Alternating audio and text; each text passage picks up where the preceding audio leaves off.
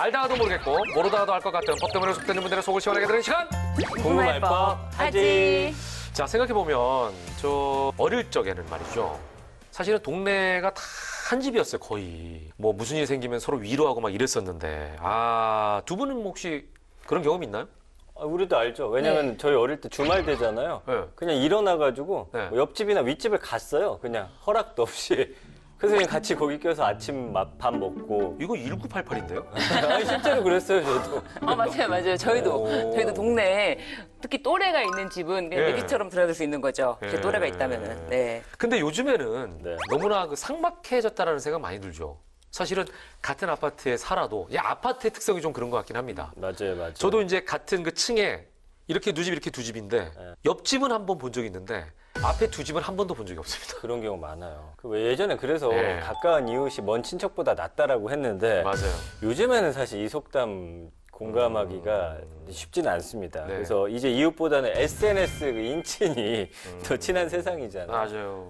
그런데 이제 이웃 간의 왕래와 소통은 줄었는데 분쟁이 계속되고 있다는 점이 좀 안타까운데요. 특히 층간소음이나 주차 문제, 뭐 이웃끼리 다툼이 네. 법적 분쟁으로 이어지는 경우가 점점 늘고 있습니다. 그렇습니다. 예, 사이좋게 지내도 시원찮은데 이제는 법적 분쟁까지 벌어지는 이런 안타까운 사태가 많이 일어나고 있는데 오늘 얘기도 바로 그 얘기입니다. 이웃 간의 다툼을 시작으로 일어난 일이라고 하는데 어떤 사연인지 함께 확인해 보시죠. 출발! 쿵쿵쿵쿵 우당탕탕탕탕탕탕탕. 그 또 시작이네. 지금 몇 시인데 저렇게 쿵쾅쿵쾅 거리냐고. 윗집 애들은 잠도 안 자고 아주 한밤중에 축구를 하나. 아우, 저번에는 밤 11시에 세탁기를 돌리더니 정말 개념을 밥 말아먹었나 봐 아주. 안 되겠어. 아니 그 관리사무소도 몇 번이나 말하고 찾아가서도 알아듣게 얘기를 했는데 그 나아지질 않는다니까. 아니, 이 사람 이거 일부러 그러는 거 아니야? 아우, 더 심해진 것 같아. 아우, 진짜 이사를 가든지 해야지. 아파트에 살고 있는 태랑 씨 부부는 윗집에서 들려오는 층간 소음으로 오랫동안 시달리고 있었습니다. 그러던 어느 날 윗집 부부를 엘리베이터에서 만나게 되는데요. 저번에 뵀던 아랫집 분이시네요. 안녕하세요. 안녕이요? 안녕 못하네요. 그 낮이고 밤이고 위층에서 아주 쿵쾅거리고 개념 없이 밤에 세탁기까지 돌려대는데 이거 원 잠을 통 못 자서 안녕 못하시네요. 아따, 사람 면전에 대놓고 참 꼴쩍지근하구먼요. 아니, 이봐요. 우리도 할 만큼 했다고요. 매트도 깔고 애들 못 뛰게 하느라고 제가 얼마나 마음이 아픈데 예민한 것도 정도가 있지. 너무한 거 아니에요? 예민? 예민? 지금 예민이라고 했어? 이런 미친 삐리리. 어머, 지금 나한테 욕한 거예요? 자기야, 이 사람 예민한 게 아니고 확실히 정신에 문제가 있나 봐. 아따, 이봐요. 이러지 마시고 진정 좀 하세요. 진정. 지들이 밤낮으로 쿵쾅거리면서 예민하다, 진정하라. 이런 말이 나오냐? 이런 삐리리리. 결국 엘리베이터에서 윗집 부부와 싸움을 하다 감정이 격해진 나머지 욕까지 하게 된 태랑 씨. 그런데 이보다 더 큰 일이 일어나게 됩니다. 따르릉 따르릉. 예, 여보세요? 예? 관리소장님? 무슨 일이세요? 예? 뭐라고요? 제가 싸우는 영상을 윗집 남자가 보냈다고요? 소장님한테만 보낸 게 아니고. 뭐요? 동대표들한테도요? 나 이 사람들을 진짜. 다음 날 태랑 씨는 자신이 욕하면서 싸우는 모습을 윗집 남자가 촬영해서 관리소장과 동 대표들에게 보냈다는 사실을 알게 되자 윗집에 전화를 하게 되는데요. 여봐요. 우리가 싸운 거 촬영했어요? 그리고 그걸 사람들한테 보내? 지금 제정신이에요? 제정신 아닌 건 그짝 같은디요. 하도 욕을 했어서 나아가 촬영을 좀 했지? 창피한 건 안 하부죠. 아니 그 상황에 지금 욕이 안 나오게 생겼어? 그 멀쩡한 사람을 정신병자 취급해놓고 뭐? 욕을 했었다고? 당신 내가 가만 안 둔다. 내가 말이야 법맛을 보여주겠어. 딱 기다려. 법맛?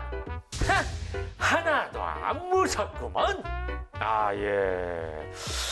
오늘 사연은요, 단순한 층간소음 문제가 아니고 층간소음 문제로 이웃 싸움이 났는데 그 영상을 상대방 남편이 찍어서 관리소장뿐만 아니라 동대표들에게까지 보냈으니까 이런 경우는 진짜 창피하죠. 이웃들 입장에서 그 동영상 보면 그런 생각 할 것 같아요. 예. 확실히 태랑 씨, 이 사람 좀 별론가? 이미지 안 좋아질 수 있잖아요. 그렇죠, 솔직히 그렇죠. 욕하는 모습만 보면. 예. 요즘에 SNS가 워낙 발달돼 있어서 한번 퍼지기 시작하면요, 걷잡을 수가 없습니다. 맞습니다. 이미 다 이제 복사본을 가지고 있으니까.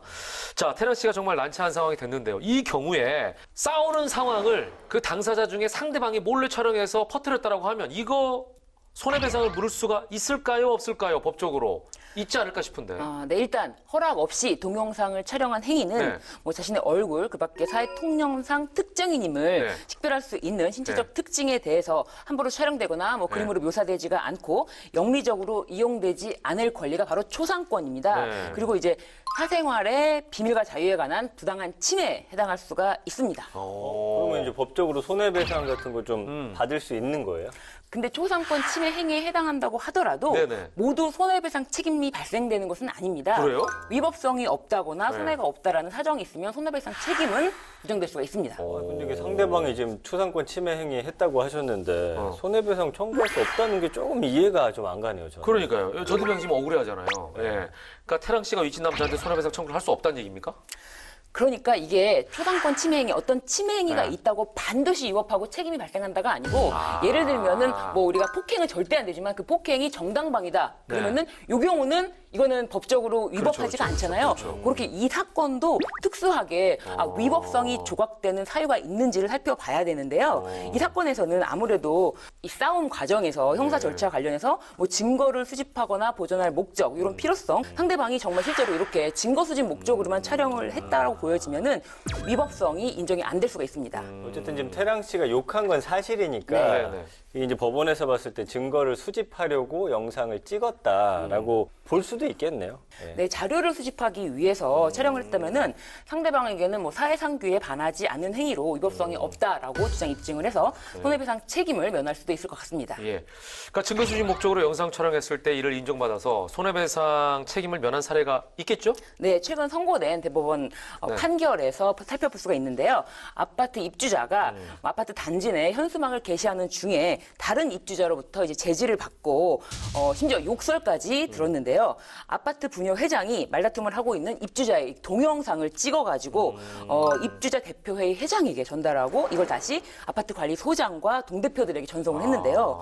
이 동영상을 촬영한 거는 초상권 침해 행위가 될 수가 있지만 이 행위의 목적의 정당성이라든지 수단 방법의 보충성 그리고 상당성을 참작할 때 이 정도는 수인 한도에 포함된다라고 해서 위법성이 인정되지 않은 사례가 있습니다. 네. 그러니까 이게 SNS에 올리는 것과는 좀 다릅니다. 네. 그럼 증거라든지 아니면은 그 자료를 남기기 위해서 동영상을 찍는다. 이거는 이제 법적으로 전혀 문제될 게 없다고 봐야 되나요? 그런데 네. 그게 너무 광범위하게 사생활을 침해하는 영역에서 이루어지면 이거는 또 위협하게 되는데요. 실제로 판결이 또 하나 있습니다. 보험회사 직원하고 보험회사를 상대로 교통사고 피해자가 손해배상 청구를 했는데요. 이 보험회사 직원이 이 피해자의 상태를 확인하기 위해서 일거수일투족을 따라다니면서 촬영을 한 거예요. 몰래. 아무리 증거 수집을 하는 단계라고 하더라도 너무 광범위하게 사생활 침해를 했다면은 이런 경우에는 위법하다라고 해서 손해배상 책임을 인정한 판결이 있습니다. 그러면 이런 경우 말고 아무리 그 증거를 수집할 목적으로 찍었다고 하더라도 만약에 그 영상을 다르게 이제 사용한다. 그건 좀 문제가 될 수 있겠죠. 그러니까 네. 뭐 예를 들면은 이런 경우에 여기서는 지금 관리소장하고 동대표들에게만 보냈지만 이걸 SNS에 퍼뜨려 버리면 정말 모르는 불특정 다수가 그 사건을 알게 되잖아요. 이런 경우는 문제되죠. 그런 경우는 반드시 문제가 되는데요. 이 경우에는 지금 말씀드린 초상권 자체의 침해도 인정이 될 것 같아요. 왜냐하면은 이거는 보낸 범위가 뭐 한정되어 있잖아요. 동대표들 네, 이렇게 그렇죠, 한정되어 그렇죠. 있는데 불특정 다수들에게 알리는 행위 자체로도 초상권 침해도 인정되지만 네. 플러스 이거는 또 한 가지 정보통신망법상 그 명예훼손에 해당할 수가 있습니다. 네. 자, 여하튼 일단은 서로 조금 조심하고 배려하는 게 필요해 보입니다. 왜? 공동주택.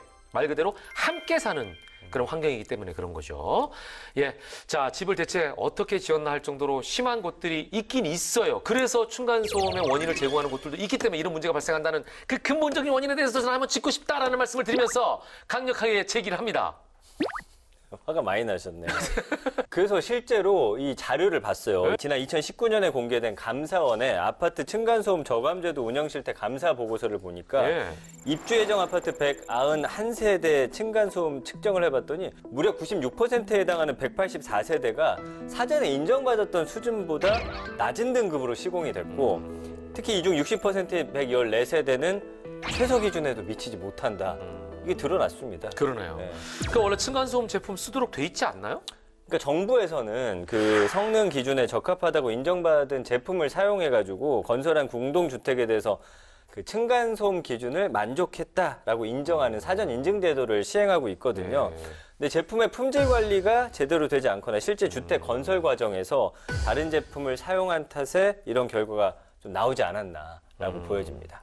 자, 나중에는 이제 제대로 된 제품을 썼는지 이게 알 수가 없는 경우가 있을 것 같은데 신 변호사 이걸 막을 법이 없습니까? 네, 이제 앞으로는 네. 그게 해결될 수 있을 것 같습니다. 지난 1월에 이 바닥 충격음 차단 성능 시공 후에 검사를 의무화한 주택법 일부 개정안이 국회 본회의를 통과했는데요. 앞으로 건설사는 시공 이후에 국토부 장관이 지정한 이 바닥 충격음 성능 검사 기관으로부터 이 바닥 충격음 차단 성능 검사를 받아야 되고요. 이 검사 결과 기준에 미달하는 경우에는 사용 검사권자는 건설사에 보수, 보강 또는 손해배상을 조치를 권고를 내릴 수가 있는데요. 이 건설사는 이에 대한 조치 결과를 또 사용 검사권자에게 보고해야 합니다. 네.